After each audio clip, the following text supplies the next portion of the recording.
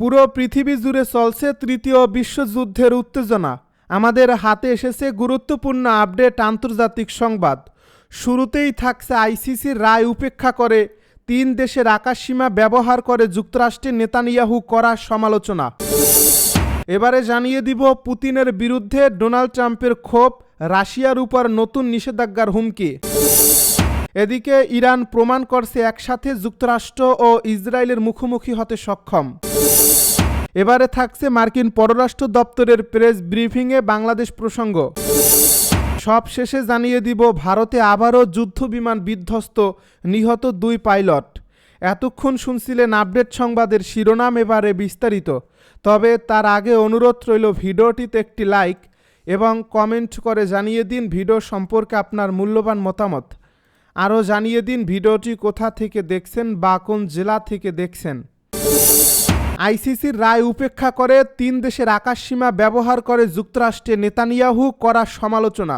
ইসরায়েলের প্রধানমন্ত্রী বেনিয়ামিন নেতানিয়াহুকে যুক্তরাষ্ট্রে যাওয়ার পথে তাদের আকাশসীমা ব্যবহার করতে দেওয়ায় ইতালি, ফ্রান্স ও গ্রিস সরকারের করা ভাষায় সমালোচনা করেছেন জাতিসংঘে নিয়োজিত ফিলিস্তিন অধিকৃত অঞ্চল বিষয়ক মানবাধিকার বিষয়ক বিশেষ প্রতিবেদক ফ্রান্সেস্কা আলবানিজের অভিযোগ, আন্তর্জাতিক অপরাধ আদালতের ওয়ারেন্ট থাকা সত্ত্বেও এসব দেশ আন্তর্জাতিক আইনি বাধ্যবাধকতা লঙ্ঘন করে নেতানিয়াহুকে নিরাপদ পথ দিয়েছে। 2023 সালে হেগ ভিত্তিক আন্তর্জাতিক অপরাধ আদালত গাজায় ইসরায়েলের সামরিক অভিযানে যুদ্ধাপরাধ ও মানবতার বিরুদ্ধে অপরাধ করার অভিযোগে নেতানিয়াহু এবং সাবেক প্রতিরক্ষা মন্ত্রী ইয়োব গ্যালান্টের বিরুদ্ধে গ্রেপ্তারি পরোয়ানা জারি করে। ইতালি, ফ্রান্স ও গ্রিস এই 3 দেশেই রোম সংবিধির স্বাক্ষরকারী এবং আইসিসি এর সদস্য দেশ। তবুও নেতানিয়াহু যখন রবিবার মার্কিন প্রেসিডেন্ট ডোনাল্ড ট্রাম্পের সঙ্গে বৈঠকে অংশ নিতে যুক্তরাষ্ট্রে যান, তখন তার ফ্লাইট ওই দেশগুলোর আকাশসীমা অতিক্রম করে। আলবানিজ এক্সে লিখেছেন, ইতালি, ফ্রান্স এবং গ্রিসের নাগরিকদের জানার অধিকার আছে যে আন্তর্জাতিক আইনি শৃঙ্খলা লঙ্ঘন করে নেওয়া প্রতিটি রাজনৈতিক সিদ্ধান্ত শেষ পর্যন্ত তাদের সবাইকে দুর্বল ও ঝুঁকির মুখে ফেলে। পুতিনের বিরুদ্ধে ডোনাল্ড ট্রাম্পের ক্ষোভ, রাশিয়ার উপর নতুন নিষেধাজ্ঞার হুমকি। যুক্তরাষ্ট্রের প্রেসিডেন্ট ডোনাল্ড ট্রাম্প ইউক্রেনে চলমান যুদ্ধ নিয়ে রাশিয়ার প্রেসিডেন্ট ভ্লাদিমির পুতিনের উপর অসন্তোষ প্রকাশ করছেন এবং মস্কোর বিরুদ্ধে নতুন করে নিষেধাজ্ঞা দেওয়ার ইঙ্গিত দিয়েছেন। মঙ্গলবার হোয়াইট হাউসে মন্ত্রিসভার বৈঠকে ট্রাম্প সাফ জানিয়ে দেন, পুতিনের মিথ্যা আচরণের কারণেই 2 পক্ষে মৃত্যু বাড়ছে। ট্রাম্প আরও বলেন, পুতিন আমাদের দিকে অনেক বাজে কথা ছুড়ে দেন, সব সময়ই খুব ভালো ব্যবহার দেখান, কিন্তু শেষ পর্যন্ত তা অর্থহীন প্রমাণিত হয়। তিনি আরও বলেন, পুতিন অনেক মানুষ হত্যা করেছেন, রাশিয়ান সৈন্য এবং ইউক্রেনীয়দের। মার্কিন সিনেটে প্রস্তাবিত দ্বিদলীয় নিষেধাজ্ঞার খসড়া বিল সম্পর্কে জানতে চাইলে ট্রাম্প বলেন, আমি বিষয়টি গুরুত্ব সহকারে দেখছি, তবে বিস্তারিত বলতে অস্বীকৃতি জানিয়ে তিনি যোগ করেন, আমি আপনাদের বলবো না, আমরা কি একটু চমক রাখতে চাই না। ট্রাম্পের এই বক্তব্য আসার আগেই তিনি ইরানের পারমাণবিক স্থাপনার উপর গত মাসে যুক্তরাষ্ট্রের হামলার প্রসঙ্গ টেনে আনেন। এদিকে ব্রিটিশ পার্লামেন্টে ভাষণ দিতে গিয়ে ফ্রান্সের প্রেসিডেন্ট ইমানুয়েল ম্যাক্রো ইউক্রেনের প্রতি ইউরোপের সমর্থন পুনর্ব্যক্ত করে বলেন, ইউরোপ কখনো ইউক্রেনকে একা ফেলবে না। ম্যাক্রো জানান, ফ্রান্স ও যুক্তরাজ্য ইচ্ছুক দেশগুলোর জোট হিসেবে যুদ্ধবিরতি ও টেকসই শান্তি প্রতিষ্ঠার কাজ চালিয়ে যাবে। ইরান প্রমাণ করছে একসাথে যুক্তরাষ্ট্র ও ইসরায়েলের মুখোমুখি হতে সক্ষম। ইরানের ইসলামী বিপ্লবী গার্ড বাহিনীর সাবেক প্রধান কমান্ডার মেজর জেনারেল মহসেন রেয়াজি বলেছেন, গত মাসে ইসরায়েল ও যুক্তরাষ্ট্রের আগ্রাসনের পাল্টা জবাবের মাধ্যমে ইরান প্রমাণ করছে যে তারা ওয়াশিংটন ও তেল আবিবকে একসাথে চ্যালেঞ্জ করার ক্ষমতা রাখে। টেলিভিশনে সম্প্রচারিত এক সাক্ষাৎকারে রেয়াজি বলেন, ইরানের এই সফল প্রতিরোধ লেফটেন্যান্ট জেনারেল কাশেম সুলাইমানির সেই কথার কথা মনে করিয়ে দেয় যখন তিনি লিখেছেন, আমি সেই ব্যক্তি যে তোমাদের চ্যালেঞ্জ করতে পারি।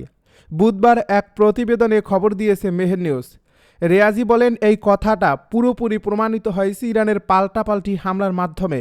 গত 13 জুন ইসরায়েলি বাহিনী যুক্তরাষ্ট্রের অভূতপূর্ব সামরিক ও গোয়েন্দা সহায়তায় ইরানের উপর একাধিক বিমান হামলা চালায়। এর জবাবে ইরানের সশস্ত্র বাহিনী দ্রুত প্রতিরক্ষামূলক তৎপরতা শুরুর পাল্টা আক্রমণে যায়। ইরানের সশস্ত্র বাহিনী দ্রুত প্রতিরক্ষামূলক তৎপরতা শুরুর পর পাল্টা আক্রমণে যায়। অপারেশন ট্রু প্রমিস 3 নামের এই অভিযান ইরান অধিকৃত ফিলিস্তিনের ভেতরে গুরুত্বপূর্ণ পারমাণবিক, সামরিক ও শিল্প স্থাপনায় ব্যালিস্টিক ক্ষেপণাস্ত্র ও সশস্ত্র ড্রোন হামলা চালায়।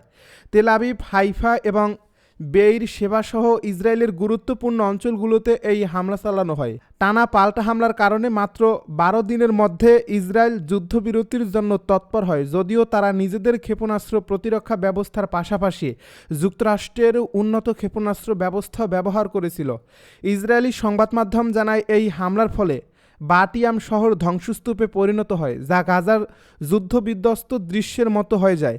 পাল্টা এই হামলায় ইরান কাতারে অবস্থিত যুক্তরাষ্ট্রের সবচেয়ে গুরুত্বপূর্ণ আঞ্চলিক ঘাঁটি আল উদেইদ ব্যালিস্টিক ক্ষেপণাস্ত্র হামলা চালায়, যা যুক্তরাষ্ট্রের হামলার জবাব হিসাবে আসে। রেয়াজি আরও বলেন, কোনো দেশেই প্রথম হামলা চালানোর সাহস দেখায় না, এমনকি চীনও এমন হামলা চালানোর সাহস করে না। তিনি আরও বলেন, কাতারি সূত্র অনুযায়ী আল উদেইদ ঘাঁটিতে 5 থেকে 6টি বিস্ফোরণ হয়েছিল, যদিও যুক্তরাষ্ট্র দাবি করেছিল কেবল একটি ক্ষেপণাস্ত্র আঘাত এনেছিল। রেয়াজি আরও বলেন, এই পাল্টা আক্রমণ ইরানের শক্তির প্রদর্শন এবং এই অঞ্চলে ইরানের মর্যাদা বৃদ্ধির প্রমাণ। তিনি আরও বলেন, একটি অর্থে আমরা শীর্ষে পৌঁছানোর দিকে যাত্রা শুরু করেছি, তবে সবচেয়ে গুরুত্বপূর্ণ বিষয় হলো থেমে না যাওয়া, যদিও ইসরায়েল ও যুক্তরাষ্ট্র আমাদের থামানোর জন্য কঠোর চেষ্টা করছে। মার্কিন পররাষ্ট্র দপ্তরের প্রেস ব্রিফিংয়ে বাংলাদেশ প্রসঙ্গ। মার্কিন পররাষ্ট্র দপ্তরের সর্বশেষ নিয়মিত প্রেস ব্রিফিংয়ে ভারত ও বাংলাদেশ নিয়ে ওঠা কিছু স্পর্শকাতর প্রশ্নের সরাসরি জবাব দেননি যুক্তরাষ্ট্রের মুখপাত্র ট্যামি ব্রুস। এই ঘটনাটি ঘটে 8 জুলাই অনুষ্ঠিত এ ব্রিফিংয়ে, যা মার্কিন পররাষ্ট্র দপ্তরের ওয়েবসাইটেও প্রকাশিত হয়েছে। এ ব্রিফিংয়ের এক পর্যায়ে এক সাংবাদিক কোয়াড জোট ও বাংলাদেশের সাম্প্রতিক কিছু ঘটনা নিয়ে প্রশ্ন তোলেন। তিনি উল্লেখ করেন, কোয়াড বৈঠকে ভারতের পররাষ্ট্রমন্ত্রী এস জয়শঙ্কর সন্ত্রাসবাদের বিরুদ্ধে আত্মরক্ষার অধিকার নিয়ে বক্তব্য দিয়েছেন এবং আশা প্রকাশ করছেন কোয়াডের অন্যান্য অংশীদার দেশগুলো তা বুঝবে। সাংবাদিক আরও বলেন, বাংলাদেশ ভারতের সঙ্গে দীর্ঘ সীমান্ত রয়েছে। সম্প্রতি ঢাকার বিমানবন্দরে ডক্টর ইউনূস নেতৃত্বাধীন অন্তর্বর্তী সরকারের উপদেষ্টা আসিফ মাহমুদের ব্যাগ থেকে এক বন্দুকের ম্যাগাজিন উদ্ধার করা হয়েছে, যা 2024 সালের সরকার বিরোধী সহিংসতায় ব্যবহৃত গোলাবারুদের সঙ্গে সংশ্লিষ্ট বলে অভিযোগ উঠছে। এ সময় মুখপাত্র ব্রুস সাংবাদিকদেরকে থামানোর চেষ্টা করেন, কিন্তু সাংবাদিক আরও বলেন, ইউনূস প্রশাসনের সময়ই এক হিন্দু উপাসনালয় হামলাসহ সাম্প্রদায়িক সহিংসতার ঘটনা ঘটে। এ বিষয়ের প্রতিক্রিয়ায় মুখপাত্র ট্যামি ব্রুস সরাসরি কোনো মন্তব্য না করলেও তিনি বলেন, ভারত ও বাংলাদেশের মধ্যে সম্পর্ক একটি জটিল কূটনৈতিক বিষয়, যা যুক্তরাষ্ট্র বোঝে ও গুরুত্ব দেয়। তিনি কোয়াড সংক্রান্ত বিষয়ে বিস্তারিত জানতে মার্কিন পররাষ্ট্রমন্ত্রী মার্কো রুবিওর একক বিবৃতি এবং কোয়াড অংশীদারদের যৌথ বিবৃতি পড়ার পরামর্শ দেন। ভারতে আবারও যুদ্ধবিমান বিধ্বস্ত, নিহত 2 পাইলট। ভারতের রাজস্থানে বুধবার ভারতীয় বিমান বাহিনীর একটি জাগুয়ার যুদ্ধবিমান বিধ্বস্ত হয়েছে। দুর্ঘটনায় 2 জন পাইলট নিহত হয়েছেন বলে নিশ্চিত করছে ভারতীয় বিমান বাহিনী। জানা গেছে, 2 সিটের এই যুদ্ধবিমানটি একটি নিয়মিত প্রশিক্ষণ মিশনে অংশ নিচ্ছিল এবং এটি রাজস্থানের সুরতগড় এয়ারফোর্স বেস থেকে উড্ডয়ন করেছিল। দুর্ঘটনায় কোনো বেসামরিক সম্পত্তির ক্ষয়ক্ষতি হয়নি। ভারতীয় বিমান বাহিনী এক বিবৃতিতে বলেছে, আমরা 2 সাহসী পাইলটের মৃত্যুতে গভীরভাবে শোকাহত এবং এই দুঃখের সময়ে আমরা তাদের পরিবারের পাশে আছি। এ ঘটনায় একটি তদন্তের নির্দেশ দেওয়া হয়েছে। চলতি বছরে ভারতের 3য় জাগুয়ার যুদ্ধবিমান দুর্ঘটনা। এর আগে গত 7 মার্চ হরিয়ানার পাঞ্চকুলা ও 2 এপ্রিল গুজরাটের জামনগরে আরও 2টি জাগুয়ার যুদ্ধবিমান বিধ্বস্ত হয়েছিল। গুজরাটের এ দুর্ঘটনায় সিদ্ধার্থ যাদব নামে এক পাইলট নিহত হন। যুদ্ধবিমানের আরেক পাইলট নিরাপদে বেরিয়ে আসতে পেরেছিলেন।